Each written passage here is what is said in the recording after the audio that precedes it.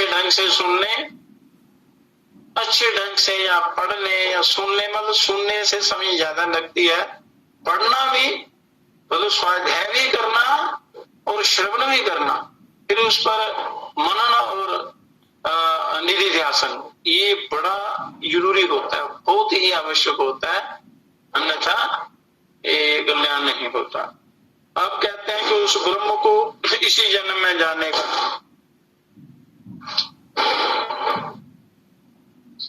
अजान लेना अत्यंत आवश्यक है। क्यों है कि मानव जन्म अत्यंत दुर्लभ है। इसे पाकर जो मनुष्य परमात्मा की प्राप्ति के साधन में तत्परता के साथ नहीं लगता, वह बहुत बड़ी भूल करता है, बहुत बड़ी भूल करता है। फिर उसको 84 के चक्कर में जाना पड़ता है, मूल में भूल कर बैठता है। तो उस भूल को सुधारना है, वो इसी जन्म में सुधारना है। विश्व भोगों की चकाचौंध में नहीं फंसना है। और गीता में वो सारी युक्तियां बताई हैं कि कैसे आप इस माया जाल से घर में रहते हुए इस माया जाल से कैसे छुटकारा पा सकते हैं और परम शांति को, परम सुख को, परमानंद को कैसे आप प्राप्त कर सकते हैं। अतः श्रुति कहती है कि जब तक ये दुर्लभ मानव शरीर विद्यमान है, ये शरीर बहुत ही मूल्य है, नाशवान है, पर बहुत ही अमूल्य है, काम की चीज है और कल्याणकारी है। इसके द्वारा आप उस ईश्वर का साक्षात्कार कर सकते हैं। अगर इसको आप रोगी बना देंगे तो ना संसार का सुख, ना पारलौकिक सुख मिलेगा, ना उद्धार होगा, ना कल्याण होगा। तो शरीर रूपी रथ की आपने अच्छी प्रकार देखभाल करनी है। देखभाल करते हुए इसलिए करनी है कि मुझे अपना कल्याण करना है, मैं जो इस माया जाल में फंसा हूं इससे छूटना है। तो भगवत कृपा से प्राप्त साधन सामग्री उपलब्ध है। परमात्मा की कृपा से आपको शरीर भी मिला है, सारे साधन मिले हैं, शरीर निर्वाह के लिए धन भी मिला है, घर भी मिला, हर चीज मिली है, सारे साधन दिए हैं, जल, अन्न, जल, बाल इत्यादि अनेक पदार्थ के लिए भाई इनका सदुपयोग करके तो कल्याण को प्राप्त हो जा, पर करना तो आपको ही। तो इसलिए इतना अमूल्य अनमोल जन्म पाकर जो साधना नहीं करता वो बहुत भारी भूल करता है। तो जब तक ये साधन सामग्री उपलब्ध है तभी तक शीघ्र से शीघ्र परमात्मा को जान लिया जाए तो सब प्रकार से कुशल है। नहीं तो ये संसार चक्कर चलता रहता है, कभी कहीं कभी कहीं कभी कोई शरीर कभी कोई शरीर। तो मानव जन्म की परम सार्थकता है, यही मानव परम की जन्म की सार्थकता है। यदि वह अवसर हाथ से निकल गया तो फिर महान विनाश हो जाएगा, बार बार मृत्यु रूप संसार के प्रभाव में बहना पड़ेगा और यही क्रम चलता रहेगा। शरीर धारण किया, जन्म लिया, कमाया, फिर भोग भोगे, फिर रोगों में जिए, रोगों में शरीर छोड़ दिया, फिर कोई और दूसरा शरीर मिल गया। इस प्रकार यातनाएं ये लगातार निरंतर भोगता रहता है। अगर ये मौका आपने गंवा दिया तो फिर रो रो कर पश्चाताप करने के अतिरिक्त अन्य कुछ भी नहीं रह जाएगा। और ये हर समय संतप्त रहता है, बिना भजन के, बिना ध्यान के, बिना सत्कर्मों के, बिना ईश्वर प्रेम के मनुष्य पल पल में चिता की तरह जलता रहता है, कोई सुख शांति नहीं है, उधेड़ बुन में ये लगा रहता है। तो संसार के त्रिविध तापों और विविध शूलों से बचने का यही एक परम साधन है कि जीव मानव जन्म में दक्षता के साथ, बड़ी होशियारी के, कुशलता के साथ साधन परायण होकर अपने जीवन को सदा के लिए सार्थक कर ले। ये शास्त्र बार बार बताते हैं। तो मनुष्य जन्म के सिवा जितनी और भी जो और जोनियां हैं सभी केवल कर्मों का फल भोगने के लिए ही मिलती हैं, वहां कल्याण नहीं हो सकता। उनमें जीव परमात्मा को प्राप्त करने का कोई साधन कर ही नहीं सकता। तो बुद्धिमान पुरुष इस बात को समझ लेते हैं और इसी से वह हर जाति के प्रत्येक प्राणी परमात्मा का साक्षात्कार करते हुए सदा के लिए जन्म मृत्यु के चक्र से छूट जाते हैं, अमर हो जाते हैं, उनका परम कल्याण हो जाता है। तो यही बात भगवान अर्जुन को समझा रहे हैं तरीके से। पहले अध्याय से लेकर 18 अध्याय तक उन्होंने ऐसा क्रम से ज्ञान दिया है। यदि आप क्रम से सुनेंगे या स्वाध्याय करेंगे तो फिर अच्छी पक्की समझ लग जाती है कि हमें क्या करना है। तो जिस ब्रह्म की हमने चर्चा की, यहाँ चर्चा की है, उसी की प्राप्ति के लिए भगवान अर्जुन को कर्मयोग का ये ज्ञान दे रहे हैं। और भगवान कहते हैं इमं विवस्वते योगम प्रोक्तवानम अहमव्ययम् विवस्वानम मणवे प्राहा मनुरीक्षवाकवे अब्रवीत। भगवान अर्जुन से कहते हैं कि मैंने इस अविनाशी योग को सूर्य से कहा था। ये उपनिषदों का ज्ञान जो है, ये ब्रह्म का ज्ञान, ईश्वर का साक्षात्कार करने का तरीका जो योग है, वो कहते हैं इस कर्म योग को मैंने सूर्य से कहा था। फिर सूर्य ने अपने पुत्र मनु से कहा और मनु ने राजा इक्ष्वाकु से ये ज्ञान कहा। ऐसे क्रम से ये ज्ञान संसार तक पहुंचा है। तो जो उस ज्ञान का आदर नहीं करते उनका कल्याण कैसे होगा, उद्धार कैसे होगा। तो बड़ी परमात्मा ने बड़ी विचित्र रचना की है। ऐसे भगवान कृष्ण अर्जुन को कहते हैं कि प्रभु वो परमात्मा तो कण कण में विराजमान है और कैसे उन्होंने भुवन बनाए हैं। ऐसी रचना केवल वो ब्रह्म ही कर सकते हैं। तो जो कह रहे हैं कि जिस योग को मैंने सूर्य से कहा, सूर्य ने अपने पुत्र मनु से कहा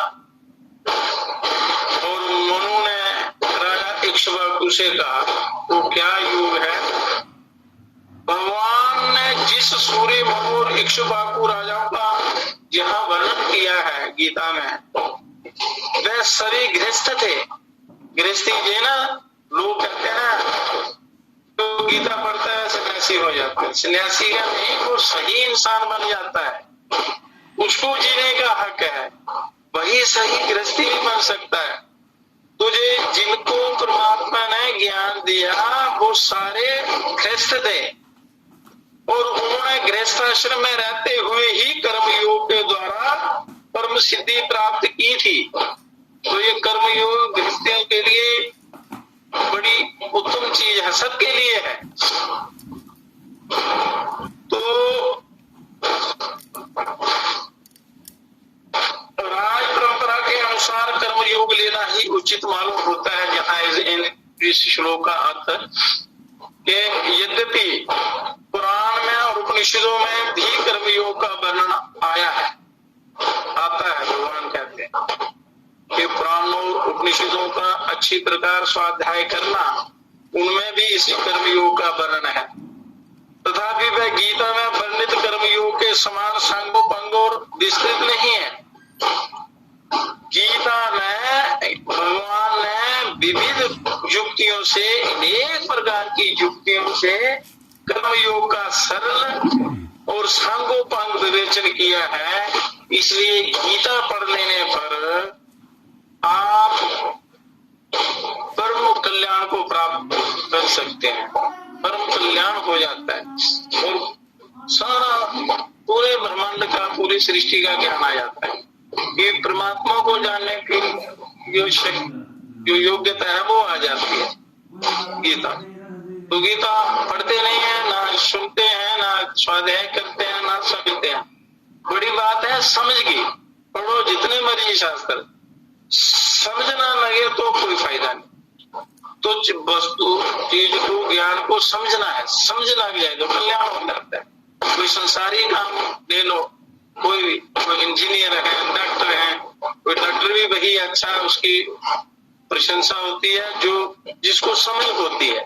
डिग्रियां तो सब कर लेते हैं, पर रोगों की समझ और उनके उपचार की समझ जिसको है तो वही प्रशंसा का पात्र, कल्याण का पात्र होता है। इसी प्रकार जो इस ब्रह्म ज्ञान को, इस दिव्य ज्ञान को, इन युक्तियों को जो अच्छी प्रकार समझ लेता है, उसका इस भव सागर से परम कल्याण हो जाता है।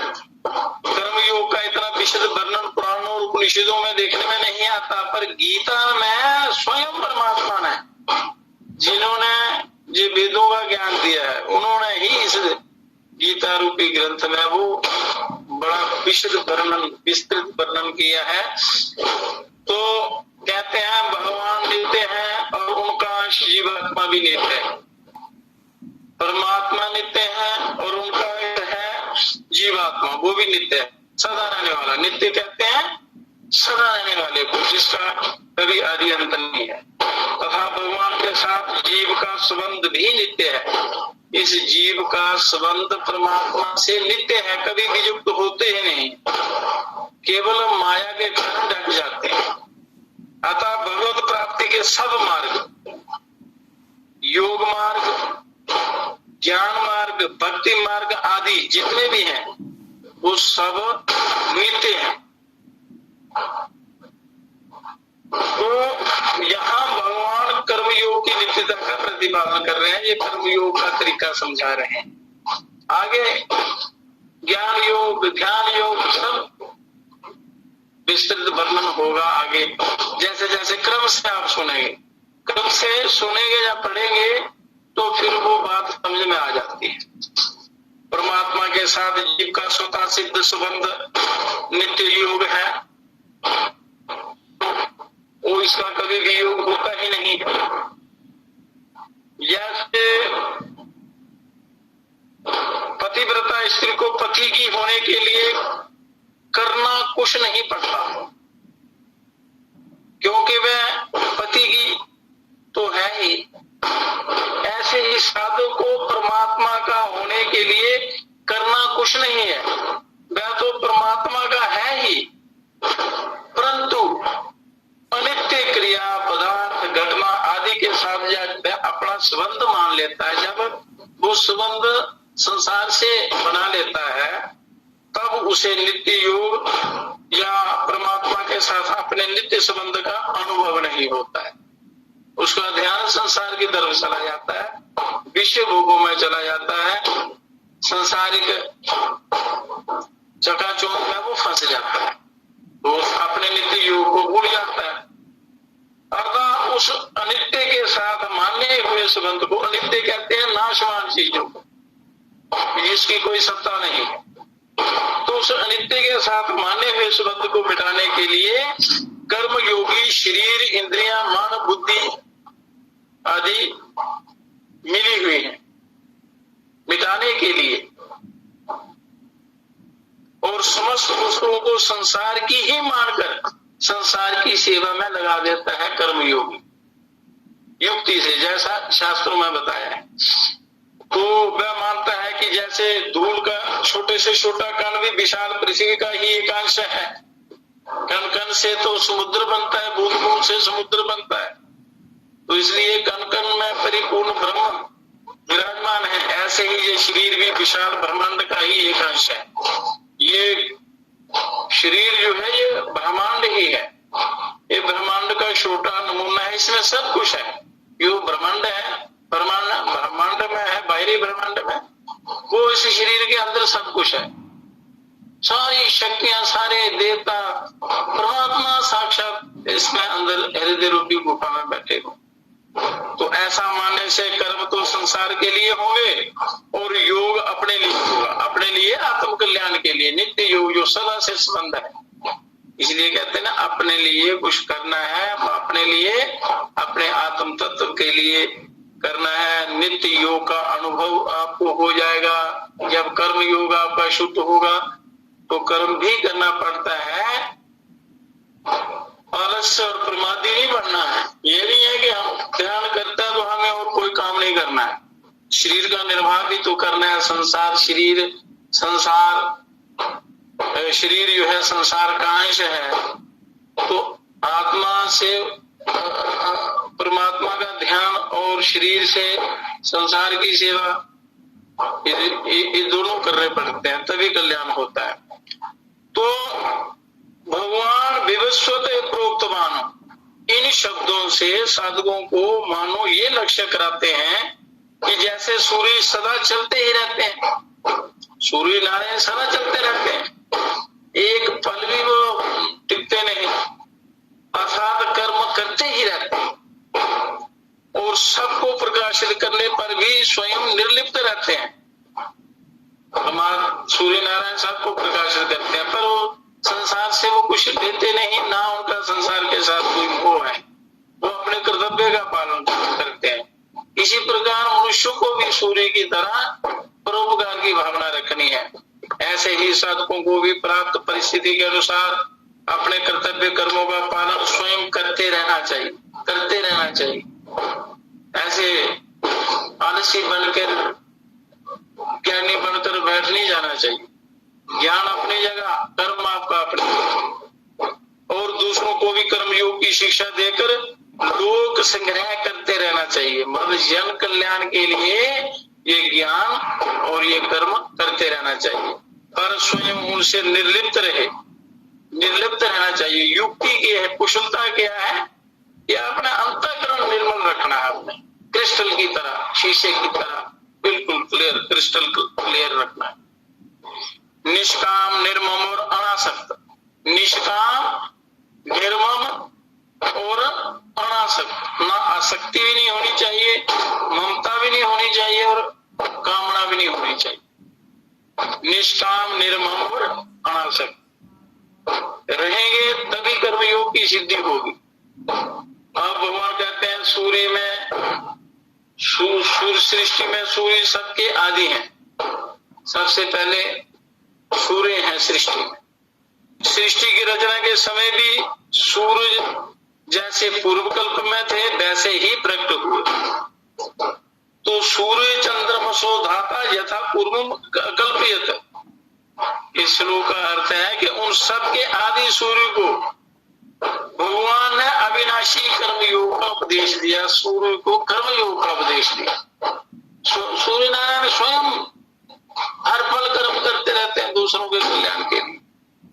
इससे सिद्ध हुआ कि भगवान सबके आदि गुरु हैं और साथ ही कर्मयोग भी अनादि है।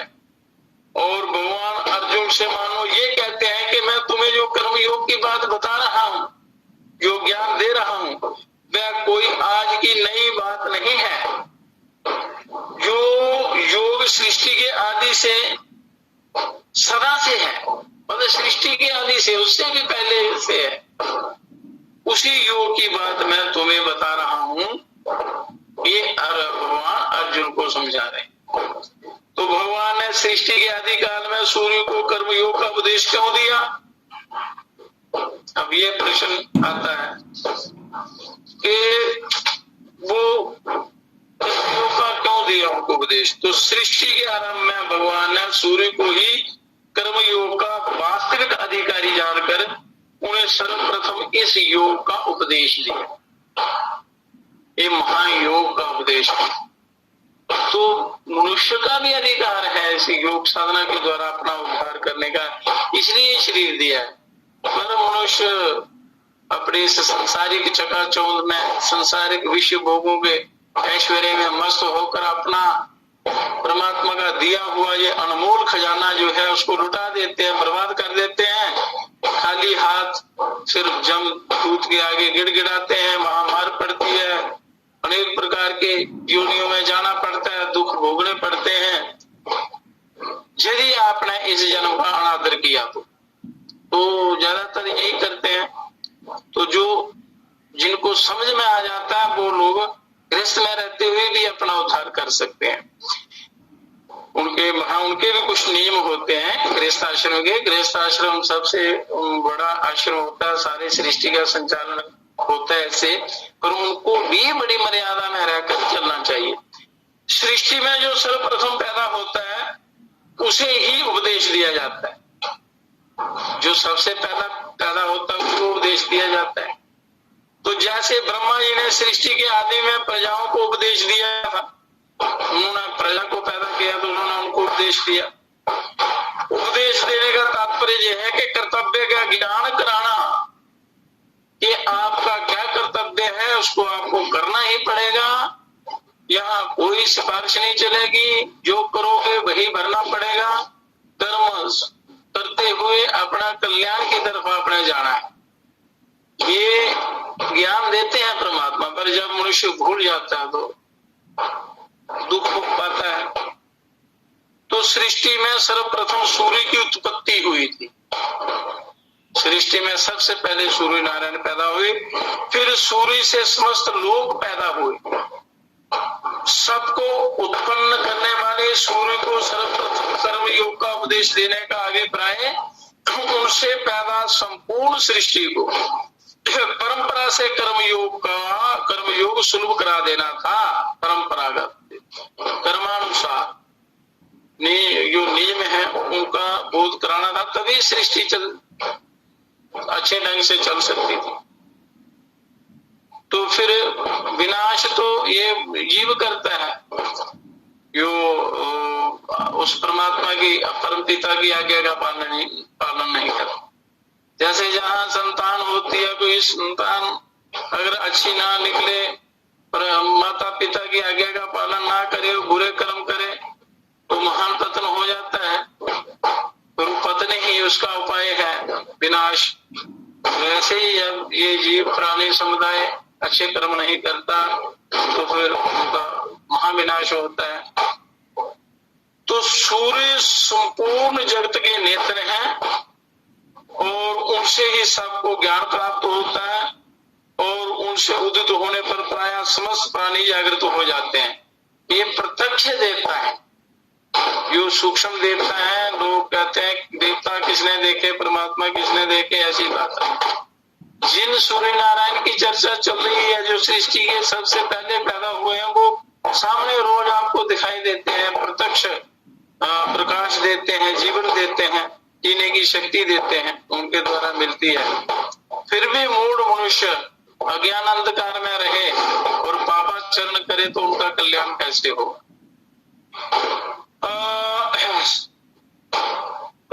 सूर्य नारायण के उदित होने पर प्राय समस्त प्राणी जागृत हो जाते हैं और अपने अपने कर्मों में लग जाते हैं। सूर्य से ही मनुष्यों में कर्तव्य परायणता आती है।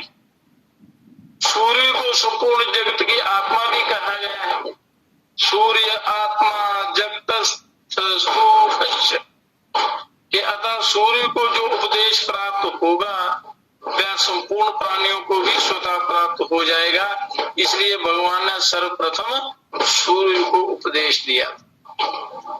तो सूर्य नारायण तो प्रत्यक्ष देवता आपके सामने है, तो केवल उनकी उपासना आप करेंगे तो तभी परम कल्याण हो जाएगा। तो एक परमात्मा में मन लगाने का एक बड़ा अच्छा युक्ति है कि ब्रह्म मुहूर्त में जागना और ओम का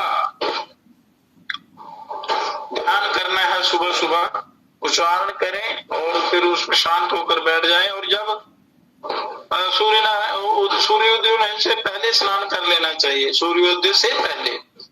और जब सूर्य नारायण उदय होते हैं, उदय होते ही उनको इन नेत्रों से देखना है। पहले उनको जल देके या उनको चढ़ते हुए सूर्य को आप टकटकी लगा के देखते रहें, देखना तो सारी किरणें शांत हो जाती हैं, केवल एक नीला प्रकाश आपको दिखाई देगा। पहले दिन तो आपको नजर टिकेगी नहीं, फिर जैसे जैसे अभ्यास बढ़ाएंगे तो आपको नीला प्रकाश, बिल्कुल नील तत्व किरणें या उसका तेज प्रकाश जो है वो लीन हो जाता है। और नील तत्व घनश्याम रंग जो है, जिसको घनश्याम कहते हैं, वो गहरा नीला गोलाकार बिंदु जैसा प्रकाश आपको दिखाई देगा। उस परमात्मा की आत्मा का वो जो है स्वरूप है, आपके अंदर जो आत्मा है उसका रंग है, वो वैसे ही स्वरूप है। तो उनका ध्यान करने से आपका वो त्राटक सिद्ध होगा और अपने आप मन लगेगा आपको ध्यान में, अपने आप प्रेरणा अंदर से मिलेगी और आप उसकी तरफ चलेंगे। सूर्य नारायण ही उस प्रकाश के माध्यम से आपको दिव्य ज्ञान दे देते हैं। और उसके बाद आप पूजा पाठ ध्यान करें तो आपका मन भी लगेगा, अच्छा ध्यान लगेगा और फिर अपने आप आंखें बंद हो जाते हैं और अंतर ध्यान जो है अंदर हृदय में लगना शुरू हो जाता, फिर अंदर का वो सूर्य उदय होना शुरू हो जाता। तो इसलिए ये एक तरीका है ध्यान करने का। शांभवी मुद्रा में देखना है उनको और या एक नमस्कार का तरीका है या ऐसे देखे सूर्य नारायण को भी नीला प्रकाश दिखाई देता है ऐसे। उसके बाद जल दें, प्रणाम करें सूर्य नारायण को, उन्हीं की उपासना करें। तो गायत्री मंत्र जो है ये सूर्य नारायण का ही मंत्र है। ये शुद्धि के लिए, परम पवित्रता के लिए और परमात्मा की प्राप्ति के योग्य बनाता है ये मंत्र। गायत्री मंत्र संपूर्ण सृष्टि का मंत्र है और इसमें 24 अक्षर हैं, 24 तत्व हैं। तत्वों पर विजय प्राप्त हो जाती है गायत्री मंत्र से। तो इस मंत्र के बाद ही बाकी मंत्रों की उपासना होती है। तो ये पवित्र करने वाला महान मंत्र है। तो ये सूर्य नारायण का मंत्र है। तो सूर्य नारायण की उपासना से बड़ा जल्दी कल्याण होता। तो वास्तव में नारायण के रूप में उपदेश देना और सूर्य के रूप में उपदेश ग्रहण करना जगन्नाट्य सूत्राधार भगवान की एक लीला ही समझनी चाहिए, जो संसार के हित के लिए बहुत आवश्यक थी, संसार के भले के लिए। तो जिस प्रकार अर्जुन महान ज्ञानी नर ऋषि के अवतार थे, परंतु लोक संग्रह के लिए उन्हें भी उपदेश लेने की आवश्यकता हुई। जितने भी अवतार हुए उनको भी ज्ञान लेने की यहाँ आवश्यकता हुई, उन्हें भी स्वाध्याय करना पड़ा और उनको भी गुरु धारण करने पड़े। जो यहाँ की परंपरा है, जो सिस्टम क्रम परमात्मा ने बनाया है, उसके अनुसार यदि आप चलेंगे तो आपका परम कल्याण हो जाएगा। तो ठीक उसी प्रकार भगवान ने स्वयं ज्ञान रूप सूर्य को उपदेश दिया, ज्ञान रूप सूर्य को उपदेश दिया, जिसके फलस्वरूप संसार का महान उपकार हुआ है, हो रहा है और होता रहेगा। तो फिर भी मनुष्य यदि अपना उद्धार ना करे, कल्याण ना करे, अपने कल्याण के लिए प्रयत्न ना करे, तो ये बड़ा भारी उसका उसकी मूर्खता है, अज्ञान है, उसका पतन है, पतन हो जाता है। अब कहते हैं अब्रवीत के कर्म योग गृहस्थों की खास विद्या है। ये गृहस्थी लोगों की कर्म योग विशेष विद्या है और बड़ा जल्दी सिद्ध हो जाता है। ब्रह्मचर्य, गृहस्थ, वानप्रस्थ और संन्यास, इन चारों आश्रमों में गृहस्थ आश्रम ही मुख्य है। जो इन गृहस्थियों को ये भ्रम है कि गीता पढ़ी तो सन्यासी बन गए, ऐसा नहीं। चारों आश्रमों में गृहस्थ आश्रम ही मुख्य है, क्योंकि गृहस्थ आश्रम से ही अन्य आश्रम बनते हैं और पलते हैं। सारे आश्रम, सारी सृष्टि का संचालन इन्हीं से होता है। यहाँ कोई यज्ञ होते हैं तो सब सदगृहस्थों को ही वहां यजमान बनाया जाता है, वही वहां कर्मयोग का साधन करते हैं। अन्नाद भवन्ति भूतानि पर्जन्याद अन्न संभवा, यज्ञात भक्ति पर्जन्या यज्ञ कर्म समुद्भवा।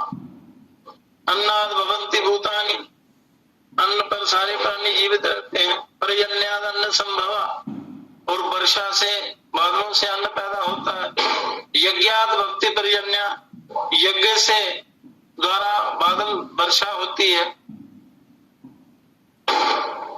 यज्ञ जो है वो कर्मों से सिद्ध होते हैं।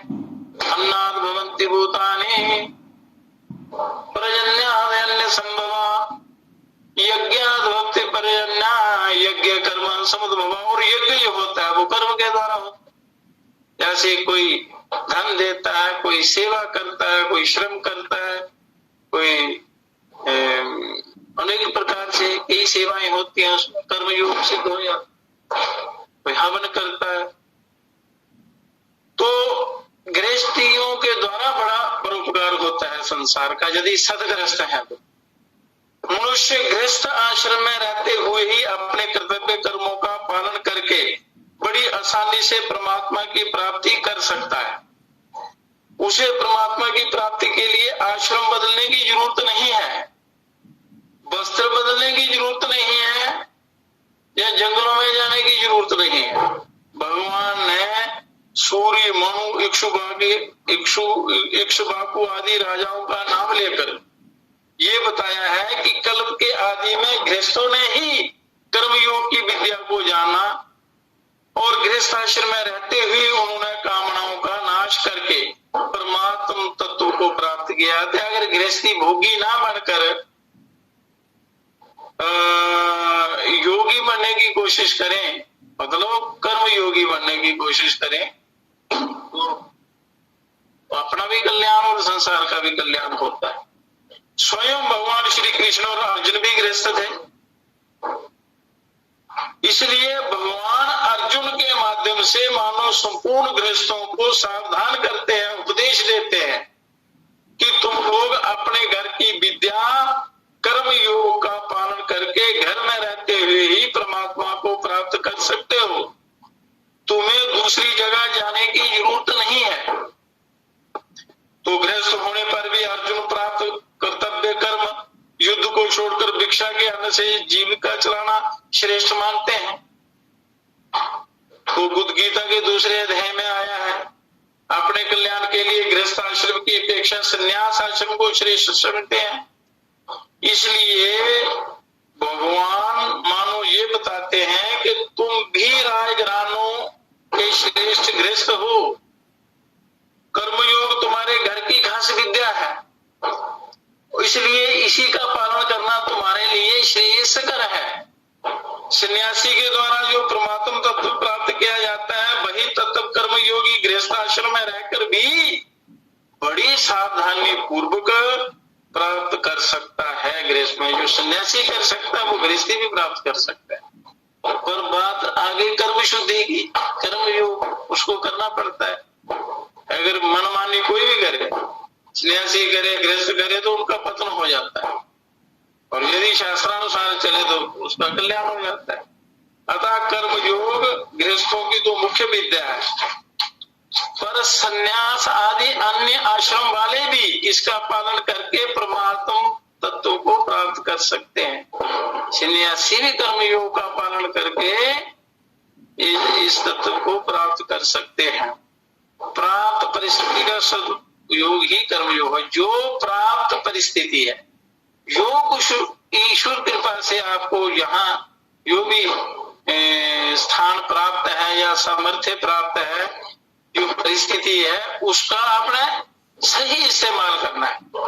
घबराना नहीं है, परेशान नहीं होना है, या सुख में भूल नहीं जाना है, मतलब सावधान होकर उसका सदुपयोग करना है।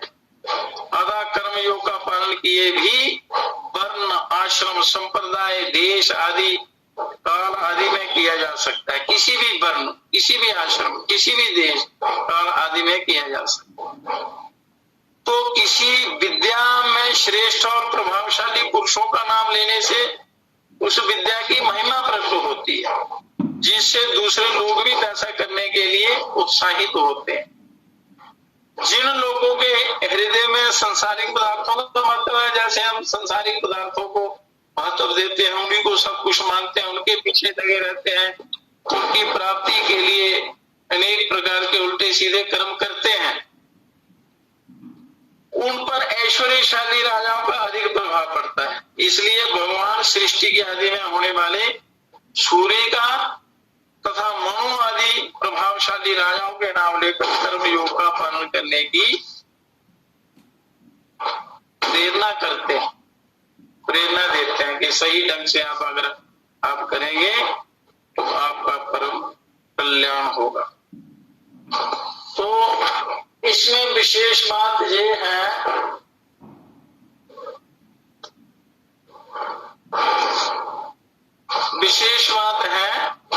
क्रियाओं और पदार्थों में राग होने से, संसारिक क्रियाओं में और पदार्थों में राग होने से, उनके साथ अपना संबंध मानने से कर्मयोग नहीं होगा। गृहस्थी या कोई भी कर्मयोग क्यों नहीं कर पाता? क्योंकि पदार्थों से राग हो जाता है। गृहस्थ में रहते हुए भी संसारिक भोगों से रुचि होती है, कामना का भाव होता है। किसी भी भोग को भोगे, अंत में उस भोग से अरुचि अवश्य पैदा होती, ये नियम है। और आरंभ में भोग की जितनी रुचि रहती है और भोग संसार के जो विषय भोग है उनको भोगते समय उतनी नहीं रह जाती और वे क्रमशः घटते घटते समाप्त हो जाती। जैसे मिठाई खाने के आरंभ में उसकी जो रुचि होती है, जब मिठाई पहले मिलती है तो मनुष्य की बड़ी रुचि होती है उसको खाने की, वह उसे खाने के साथ साथ घटती चली जाती है और अंत में उससे अरुचि हो जाती है। परंतु मनुष्य गुण ये करता है कि वह उस अरुचि को महत्व देकर उसे स्थायी नहीं बनाता।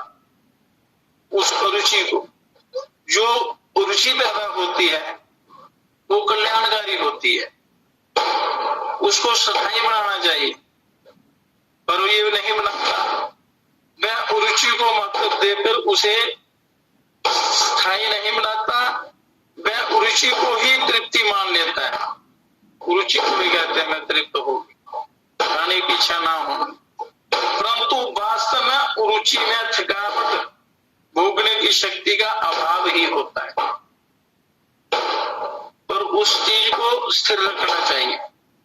तो जिस रुचि या कामना का किसी भी समय अभाव होता है, वह रुचि या कामना वास्तव में अपनी नहीं होती, आत्मा की नहीं होती। जिससे कभी भी अरुचि होती है उससे हमारा असली संबंध नहीं होता है। तो अरुचि होती है हमारी संसारिक पदार्थों से भोगने के बाद, और जो रुचि है वो नित्य प्राप्त है उस आत्मा के साथ, उससे कभी रुचि हो ही नहीं सकती। तो जिससे हमारा असली संबंध है उस सत्य स्वरूप परमात्मा तत्व की ओर चलने में कभी अरुचि नहीं होती। परमात्मा की तरफ चलने में कभी रुचि नहीं होगी। रुचि बढ़ती ही जाती है, बढ़ती ही जाती है। जैसे थोड़ा सा ध्यान लगना शुरू हो जाए तो आपको वो उसके आनंद का वो जो अनुभव हो जाए, वो स्वाद लग जाए, तो फिर मनुष्य को ध्यान साधना नहीं छोड़ता, उसको संसारिक पदार्थ फीके लगने लगते हैं। तो जहां तक कि परमात्मा तत्व की प्राप्ति होने पर भी प्रेम के रूप में वह रुचि बहुत बढ़ती ही रहती है। परमात्मा की प्राप्ति भी हो जाए उसके बाद भी वो रुचि निरंतर स्वतः बढ़ी रहती है। तो स्वयं भी सत्स्वरूप है, इसलिए अपने अभाव की रुचि भी किसी की नहीं होती है। इसलिए कर्म करण, बोलो शरीर इंद्रियां मन आदि ये कर्म के करण है। और उपकरण, उपकरण क्या होते हैं? पदार्थ कर्म करने में उपयोगी सामग्री जो होती है। ये तीनों ही पैदा और नष्ट होने वाले होते हैं। फिर इनसे मिलने वाला फल स्थायी नहीं हो सकता, पक्का नहीं हो सकता, सदा रहने वाला नहीं हो सकता, वह तो नाशवान होगा। और अविनाशी की प्राप्ति से जो तृप्ति होती है, जैसे आप ध्यान लगाते हैं तो कभी 2 क्षण के लिए, 1 मिनट के लिए भी ध्यान लग जाता है, तो मनुष्य फिर उसके लिए लालायित रहता है, उसके लिए प्रयत्न करता है, साधना करता है, वो लगन टूटती नहीं है, बड़े आनंद का अनुभव होता है। तो वह नाशवान फल की प्राप्ति कैसे होती है? इसलिए साधक को कर्म, करण और उपकरण तीनों से ही संबंध विच्छेद करना है। मतलब संसारिक कोई भी पदार्थ है, इंद्रियां हैं, मन है, शरीर है, पदार्थ है, इनसे आपने अपने मोह को हटाना है। इनसे संबंध विषेद तभी होगा जब साधक अपने लिए कुछ नहीं करेगा, अपने लिए कुछ नहीं चाहेगा और अपना कुछ नहीं मानेगा। मतलब संसारिक पदार्थ, अपने कहलाने वाले कर्म, करण और उपकरण, इन तीनों से अपना संबंध विषेद करके इन्हें संसार का ही मानकर संसार की सेवा में लगा देना चाहिए। तो ये कर्म करने की, कर्म योग सिद्ध करने की युक्ति है। तो कर्म करते हुए भी कर्म योगी कर्मों में कामना, ममता और आसक्ति नहीं होती, उसमें प्रीति और तत्परता होती है। कामना, ममता, आसक्ति अपवित्रता करने वाली है, ये अपवित्र कर देती है, भ्रष्ट कर देती है आपके कर्म को। प्रीति तथा तत्परता पवित्र करने वाली है, जो प्रीति है सच्ची निष्कामता, ये पवित्र करने वाली होती है।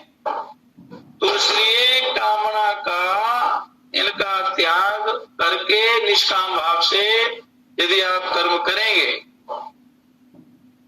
इस प्रकार कर्मों से सर्वदा संबंध विषेद जब आप कर लेते हैं तो नित्य प्राप्त स्वरूप अथवा परमात्म तत्व का अनुभव हो जाता है, ईश्वर का अनुभव हो जाता है।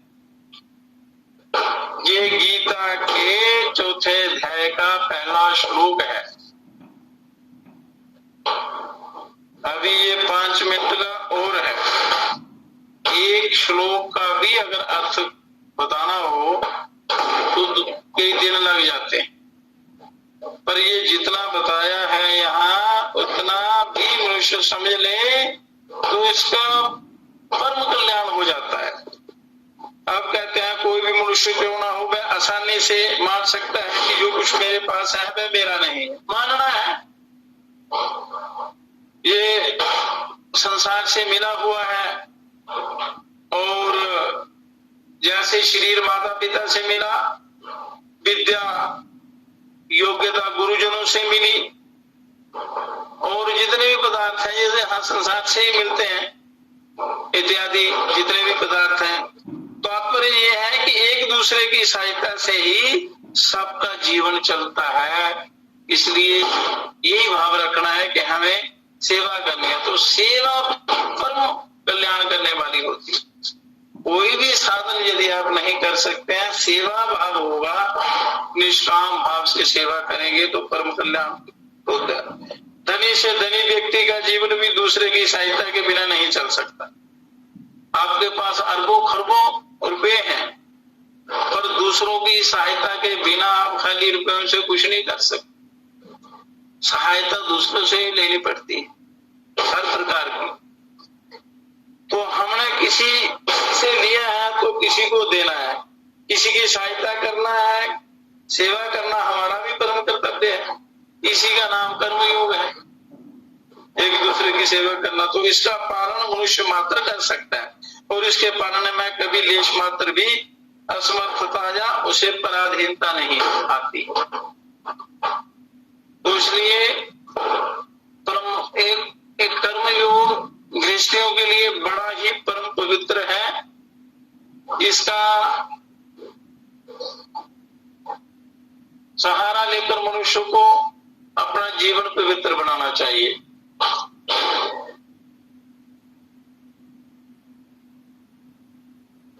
जतन कर अपना प्यारे कर्म की आश मत कीजे, भजन कर राम का प्यारे कर्म की आश मत कीजिए। कर्म की आश मतलब जो कर्म करते हैं उसमें फल की इच्छा नहीं करनी है, तो वो कर्म आपका कल्याण करने वाला बन जाएगा। फल तो जो परमात्मा से हम मांगते हैं तो वो उसी समय खत्म हो जाता है। मांगी हुई चीज कितनी देर रहती है। तो इसलिए जो मनुष्य जब तक जैसे आम व्यक्ति का ही जीवन ले लो, जो अपने साधन अपने निर्वाह के लिए कर्तव्य कर्म नहीं करता, मेहनत नहीं करता, तो मांग मांग कर उसका कल्याण कैसे हो? वो स्थायी नहीं रहता। जब तक आप अपनी मेहनत नहीं करेंगे, कर्तव्य कर्म नहीं करेंगे, तो कोई लाभ नहीं होगा। कर्तव्य उसे कहते हैं जिसे आसानी से आप कर सकते हैं, जिसे अवश्य करना चाहिए और जो करने योग्य है, और शास्त्रों में बताया, गीता में भी बताया, जिसे करने से उद्देश्य की सिद्धि अवश्य होती, और जो नहीं कर सकते उसे करने की जिम्मेवारी किसी पर नहीं है, और जिसे नहीं करना चाहिए उसे करना ही नहीं। जिसे नहीं करना चाहिए उसे ना करने से दो अवस्थाएं अपने आप आ जाती, बस थोड़ा सा है। निर्विकल्प अवस्था कुछ ना करना, अथवा जिसे करना चाहिए उसे कर। कर्तव्य जो है सदा निष्काम भाव से और दूसरों की भलाई की दृष्टि से किया जाता है। कर्तव्य जो होता है सकाम भाव से किया गया कर्म बंधनकारक होता है, इसलिए उसे करना ही नहीं है, कामना करनी ही नहीं है, तो उससे आपको कोई नुकसान नहीं होगा, उससे लाभ ही लाभ होगा। निष्काम भाव से किया जाने वाला कर्म फल की कामना से रहित होता है, उद्देश्य से रहित नहीं। उद्देश्य होगा तो आपका कल्याण होगा, परमात्मा मिल जाएंगे। उद्देश्य रहित चेष्टा तो पागल की होती है। फल और उद्देश्य दोनों में अंतर होता है। आपका एक उद्देश्य होता है, एक फल होता है। फल पैदा और नष्ट होने वाला होता है, उद्देश्य जो है नित्य होता है, उससे योग की प्राप्ति होती है। उद्देश्य नित्य प्राप्त परमात्मा के अनुभव का होता है। इसलिए मनुष्य, जिसके लिए मनुष्य जन्म हुआ है, वो हुआ है परमात्मा की उद्देश्य प्राप्ति के लिए, वो उद्देश्य है। तो अपने कर्तव्य का पालन ना करने से उस परमात्मा का अनुभव नहीं होता। प्रमाद, सकाम भाव, प्रमाद और आलस्य रहने से अपने कर्तव्य का पालन करना बड़ा कठिन होता है। इसलिए आलस और प्रमाद से इनसे बचना चाहिए। तो वो बचने कैसे चाहिए? वो अच्छी संगति होगी आपकी, अच्छा संग होगा, अच्छी चर्चा होगी, तब बच पाएंगे आप। तो वास्तव में कर्तव्य कर्म का पालन करने में परिश्रम नहीं करना पड़ता। कर्तव्य कर्म बड़ा सहज है, बड़ा स्वाभाविक होता है, क्योंकि ये स्वधर्म है। तो इसमें केवल समझ की बात है। समझ आ जाए तो आप गृहस्थ में रहते हुए अपने परम कल्याण को प्राप्त इसी जन्म में कर सकते हैं, ईश्वर को प्राप्त। तो परिश्रम तब होता है जब अहंता ममता आपके अंदर रहती है। इसलिए मनुष्य को निष्काम भाव से कर्तव्य कर्म करना है, और जैसे भगवान के द्वारा प्राणी मात्र का हित होता है, ऐसे ही भगवान की शक्ति भी प्राणी मात्र के हित में निरंतर लगी हुई है, पर मनुष्य वो नहीं करता, साधना नहीं करता। तो इसलिए मनुष्य को प्राप्त परिस्थिति का सदुपयोग करते हुए निष्काम भाव कर्म करते हुए अपना कल्याण करना है। आज का सत्संग यही समाप्त करते हैं और प्रभु के भजन से करेंगे। कहते हैं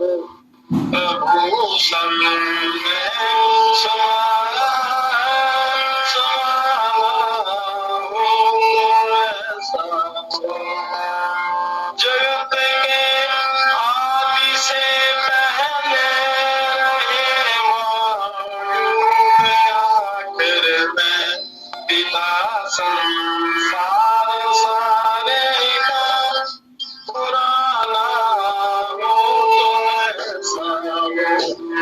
शरण में जीव जो आवे मिटे सब जाग माया के वो ब्रह्मा नंद वंदन से छुड़ाना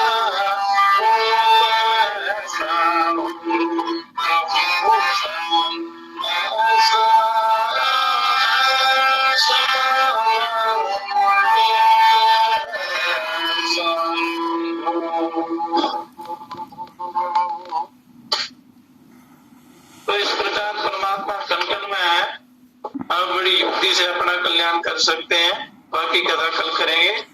हे परम पिता, हे विश्व पिता, हे राष्ट्र पिता, हे जगदाता, हे करुणामय दीन दयालु, पूर्ण गुरु हे अपरंपार, हे महेश शीघ्र कृपा कर हमें दीजिए योग विचार, मानवता के प्रेरक बनकर नाथ करे सुखमय संसार।